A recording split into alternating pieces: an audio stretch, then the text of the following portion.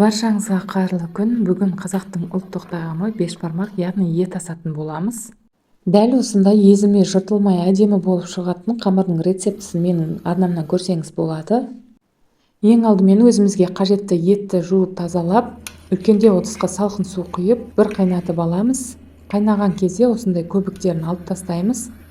Өз қалауыңыз бойынша көкөністерді саламыз. Картоп, сәбіз, қызанақта салып жібердім, дәмі әдемі болу үшін, және пияз салып жібердім. Егерде еттеріңіз тұздалмаған болса, көз мөлшермен өздеріңіз тұз саласыздар. Енді астын баяу отта қойып қайнатамыз. Бұл пияздар тұздығын дайындау үшін қажет болады. Осылай турап дайындап қойдым.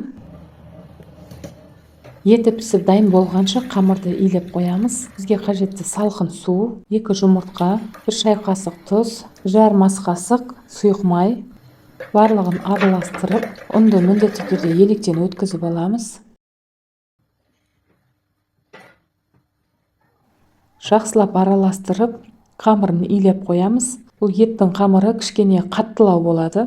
Дәл ортасынан 2-ге бөліп, осылай 30-40 минутқа қойып қоямыз.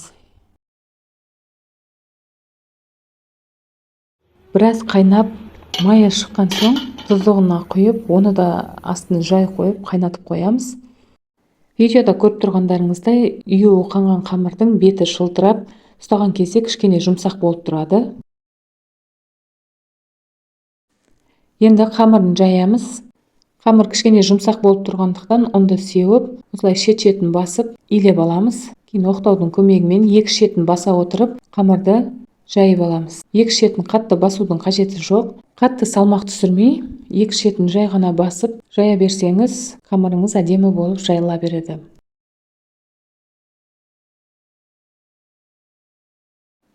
Қамырын жайып дайындап алдық. Енді кесіп, дайындап қоямыз.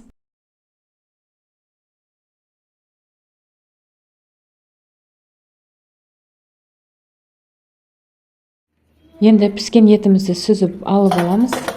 Егерде суыңыз аз болса, үстіне су құйып, қайнап тұрған сорпаның үстіне қамырымызды тез-тез салып аламыз. Қамырды салған кезде араластырып тұрамыз, жабысып қалмас үшін.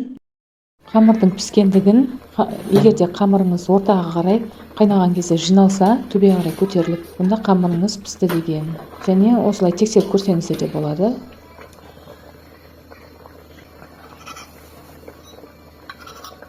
Суына салқын су құйып жіберіп, қамырымызды сүзіп аламыз. Тұздығын бетіне құйып, еттерін салып, дастарханға ұсына берсеңіз болады. Егерде менің арнама тіркелмеген болсаңыз, тіркеліп алуды ұмытпаңыз.